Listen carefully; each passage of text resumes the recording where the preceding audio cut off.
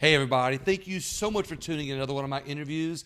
With me today is a group of wonderful women that you're about to meet. I'm going to let them introduce themselves as we get going, but they are the Women's Opera Guild.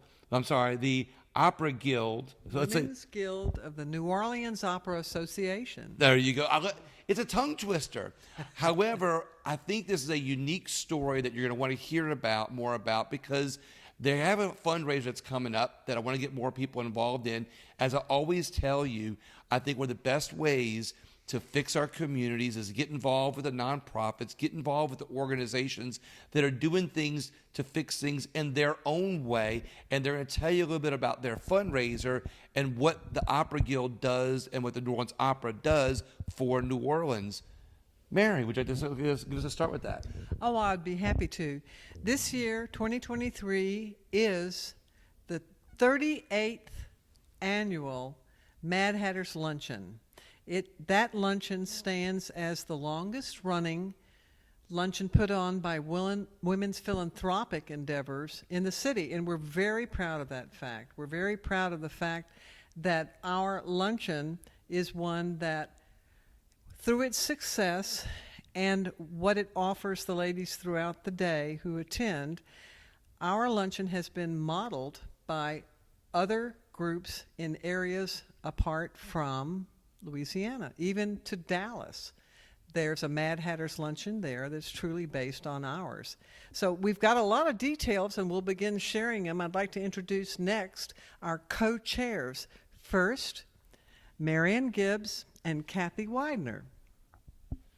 Oh, and before we get to them for a second, I want to include this. What I really think is most important about having the New Orleans Opera in New Orleans and the Women's Opera Guild supporting it is, like we said before on our radio show, that when you've got culture in your city and you have organizations like the Opera Guild or the ballet or the symphony, you're not only promoting culture, you're promoting a sense of well-being. It's a sign of a healthy economy. It's a sign of a healthy group of people in the city to be able to help improve the city. And that's what I think is one of the reasons why we need this in New Orleans. And as many problems as New Orleans may have, you guys are sticking in there in the city and solving problems. And I wanted to point that out there. Marianne? Well, that's all very true, and a lot of people have said they've never even seen an opera, and so they don't really know if they like it or not. But you know, it may not be for everyone, but it is part of what makes a community whole. Now, let's talk about the money, on where the money is going on this. Well, it's all about the money, right? Because you're the treasurer. I'm the treasurer of the Women's Guild. I'm not the treasurer of the association. Exactly right. But as many people do not know, the opera is built here from scratch. Everything that the New Orleans Opera does, a grand opera, it originates here. We have a scenic studio that we own with all the sets that go back probably more than 50 years, which, by the way, incurred a lot of damage, lost the roof on Hurricane Ida, and we're still trying to get that back fixed. So anyway, Grand Opera is a hugely expensive production, and we do it from the ground up. And we hire, a lot of times we hire local singers, which brings me to the fact that we have a competition for young students in high school from all over Louisiana, and that is sponsored by the New Orleans Opera Association, and that's called the Donald Wood competition. But the money that we raise goes to support the Opera Association, and we also have a gorgeous home, which a lot of people have attended weddings there. I myself had my wedding reception there over 30 years ago, and that's the Women's Guild Opera House, and we have a beautiful statue of Madame Butterfly in front right now, that whenever you drive down Britannia, you can look at Madame Butterfly in the yard and go, that's the Women's Guild, those are the women, that's the opera. That was the whole idea of putting it there. But the Mad Hatters is all about celebrating women and fun and the luncheon and the fashion show and the hats. and some of us here have pranced down that runway with our winning hats on, and it's all mostly bragging rights. We don't get big prizes. So the money that's raised at the Mad Hatter's Luncheon is used to fund a lot of these different contests, like you said, the Donald Wood contest. Well, it puts on the opera. It takes care of the Opera Guild home, the Women's Guild home on Britannia. Right. And the Donald Wood competition. I'm not sure that. I mean, it sponsors it. I don't know how much of the money goes to that because I don't know what the prizes are. I don't have that on the top of my head. But we also support Amici, which is the Metropolitan Opera competition. So, I mean, a lot of our members support that. So they kind of go together. But enough about that. Oh no! Like I said again, I want to focus on the point that this is something that a lot of people think you're just raising money to have an opera, but it's bigger than that. The Correct. money that's raised supports the opera, but the opera gives back to the community in the way of helping children who are in the music or want to become singers or want to be have a musical career. Which brings up an interesting point. When my mother was in school here in New Orleans, they studied music in school, and they were exposed to opera. And so they could hum a few tunes, and they knew when they heard it. But our children don't have that. Oh no! Well, The Opera Association does have a specific gift for all the students of the city. 2 nights before the opera, at one of the rehearsals, all the students of the schools in New Orleans are invited to come to the rehearsal. And that evening is very, very fun to be there and see 500 to 600 kids come with their chaperones and have the opportunity to learn a little bit about the opera. Opera is a culture form that includes music, drama, actors on stage are the singers. The children have the opportunity to watch people on stage perform and have the chance through the education of their parents or whoever attends the show with them to learn about an orchestra, the components of an orchestra. It is education for the children. It is so vital for the community. It is an art form that is ancient to the culture of man, and here in New Orleans, our opera wishes to continue that education of children. And as Aaron points out so correctly, sadly, our school systems have diminished in their teaching of music to children. So this is this is some place where the Opera Guild can kind of pick up. That's right. We consider it to be very, very important because of the lack of significant teaching in the school systems right now. Now, you had also involved in the education of children too, aren't you? Well, I think that actually, coincidentally, today I was at a meeting, and a friend of mine who has an 8-year-old daughter says, "What should I do with?" I can hold it if you want. What should I do? My daughter is really involved with music and drama, and she loves the opera, even though she's never been to one. And she's only in grammar school; she's 8 years old. So I immediately found out that there's a director of community partnership in the Opera Association who reaches out to different schools to find ways of even touching children who are younger than middle school and high school, who are the predominant attendees at the dress rehearsal 2 nights before. So I just think it's a fabulous aspect of the association to reach out to different school levels and get them involved. That being said, even working as a volunteer basis, it shows children that we are involved in the city of New Orleans. You know, I really don't care for the term paying back, but we put the time and effort into it, and our kids see us putting the time and effort into it. And so it's a viable part of our community that we continue doing that. And it crosses every base, every socioeconomic level in terms of opera. Because you see it on TV, you hear it on the radio, you see it in books, and children need to be aware of it, regardless of whether they attend the things or not, but they do need to learn about it in the school setting. And I think we encourage that by having them join us. And while we might find there's a lot of people that might say, oh, the opera isn't for me, or it's not for my child, or maybe there's a lot of kids who it's not for, there's a lot of children that enjoy the opera, that are in the music business, maybe the school, the performing arts school, for kids that are in high school. I wanted to point out when after the first performance after COVID, when the opera started up again, they did a collaboration with the LPO, Louisiana Philharmonic. So they invited LPO subscribers as well as opera subscribers because they were just getting back. And they did one act from a very long opera by Wagner, and that's the one that has the famous Flight of the Valkyries in it. And the place was filled with kids. And you know why?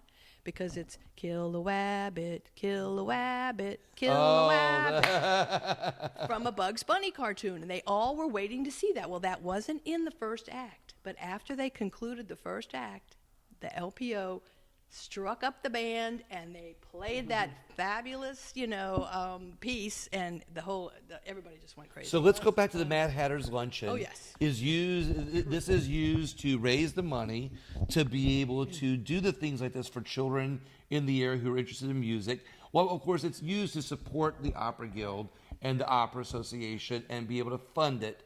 But the opera would not be able to give back to the children programs without the help of the fundraising that you guys are doing, like with the Mad Hatter's Luncheon. That's correct. So let's talk about how people can go, how they can find out about it, and then we'll talk some more about it. Kathy. Is it Kathy? The Mad Hatter's Luncheon will occur on Tuesday, March 7th, 2023. It starts at 10 in the morning for patron level tickets, 11 in the morning for regular tickets, and it's a fun afternoon, or middle of the day, I guess.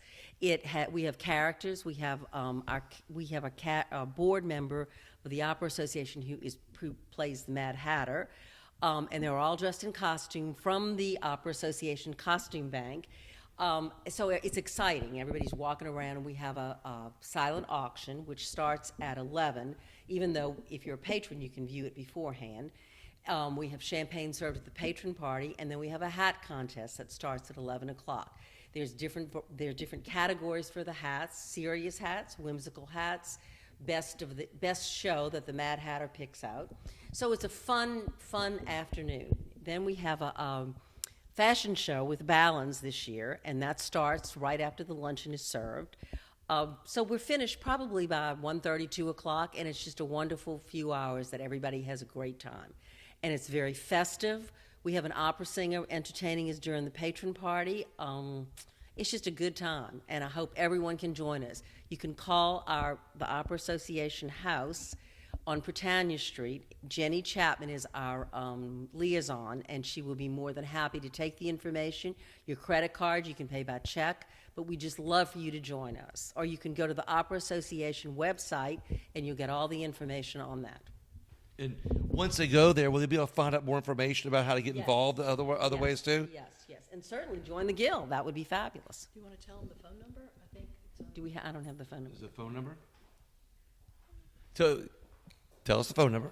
Okay, I have to put my glasses on. The phone number is Jenny Chapman, 504-267-9534. Let me say it again, 267-9534. Or you can email Jenny at the New Orleans Opera Association.org. You just Google New Orleans Opera Association, it will pop up, and you'll be able to do it. And you can purchase the tickets online. This is a great way, I think, based on what you guys are saying, to have fun at this particular event, but also to feel like you're giving back to the community. And as I always say about the nonprofits are the best way to solve problems in our community without having to rely or wait on government.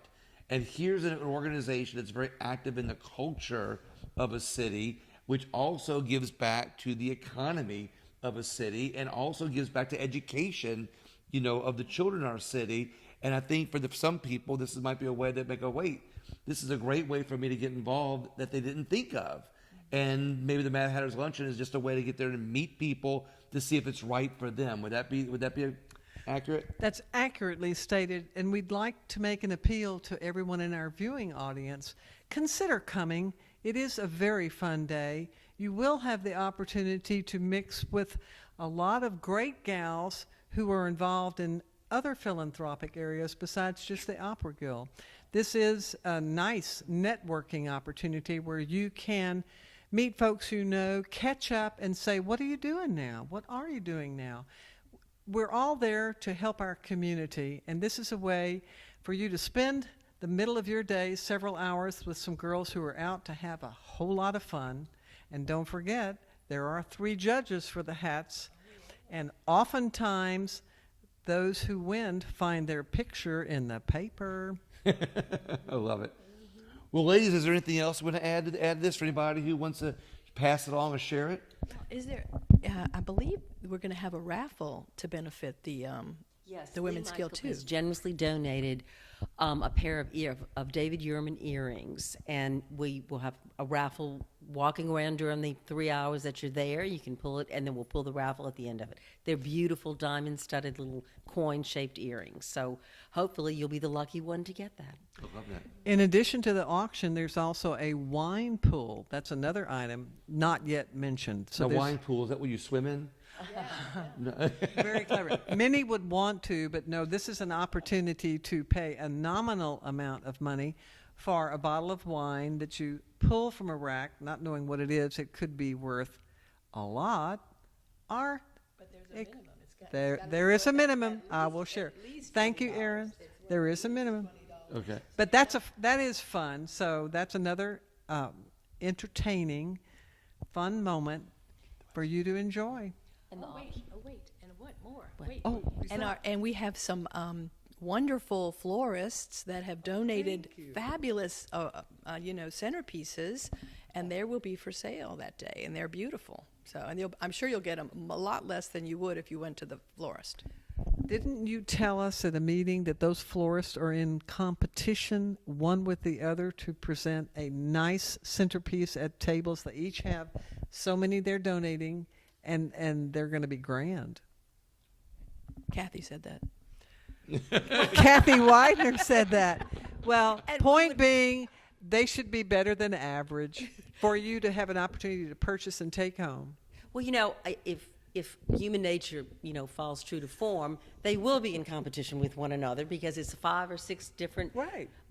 florists who are donating this stuff, and usually they outdo themselves. So that is a wonderful opportunity to purchase. Would you like me to mention who they are? Yes, that would be great. Yeah, so Federico's Florist is donating, as well as the Plant Gallery, Ambrose Florist, Mitch's Florist, and Dunn and Saunier.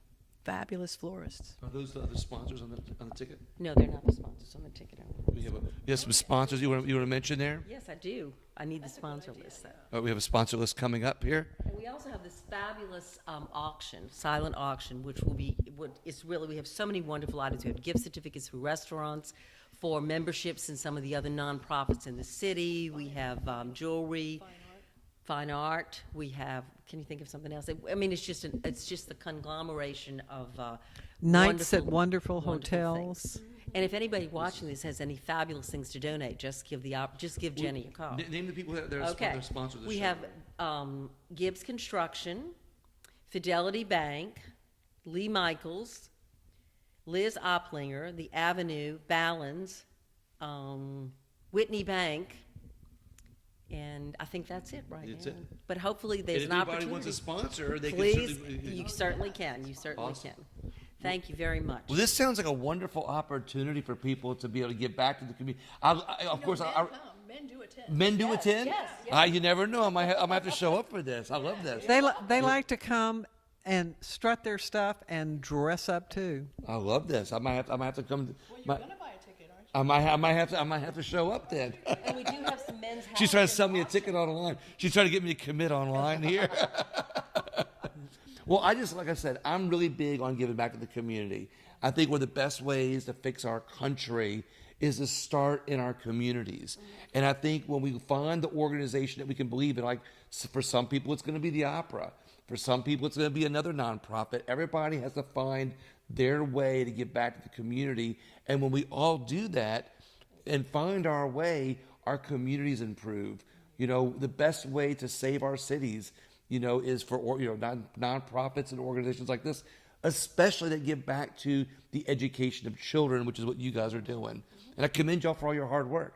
we commend you for giving us the chance here to have you help the viewing public know more about what the Mad Hatter's Luncheon is. It's a very special time for the city to celebrate opera, and you are to be commended for Thank helping you.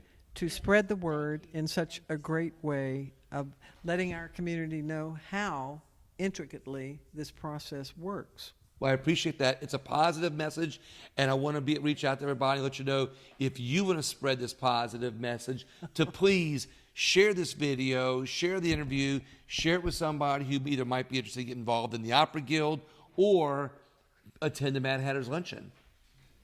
And what's the website again? No, what am I going to The website? Oh, you have something else to say? No, wait, I'm trying to see what Marion is trying to tell me. Closet. Oh, closet.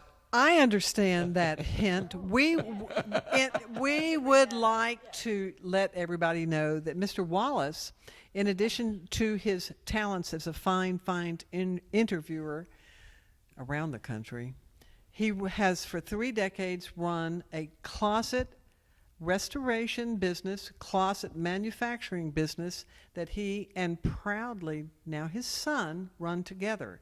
So it's William Wallace Closets.